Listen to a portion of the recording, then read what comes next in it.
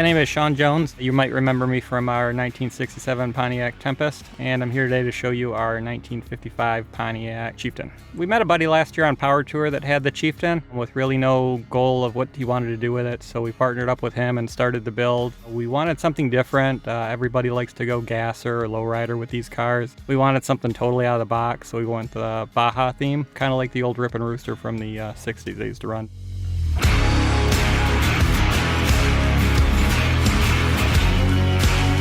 Well, to start, the frame of the original car was gone, so we needed new floors. So we started with an S10 chassis. Motor was a V6. We didn't really want that, so we upgraded to a 5.3 LS. We backed that with a 4L80 transmission and upgraded the suspension to QA1 coilovers and put some monster truck tires on them.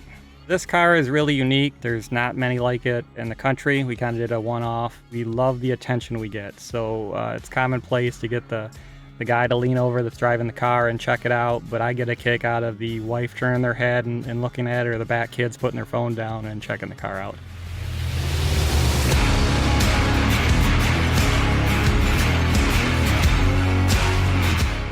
Gambler is just a cool event. The event is a trail cleanup, so it's a 500-mile-ish trail cleanup with a $500 car or so. So you put your car together.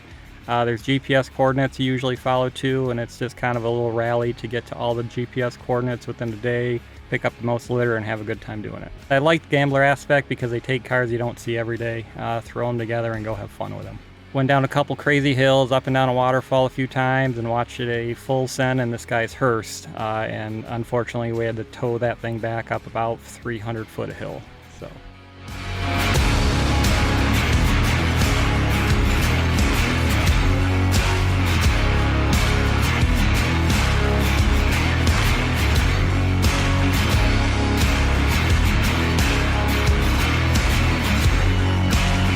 If you look at building cars, most people are comfortable bolting on wheels or suspension or engine bits. After you graduate from doing that a little bit, you start building your own suspension, your own chassis, welding, fabricating, and don't be afraid to do things like that. For example, I was putting the 5.3 LS in the chassis.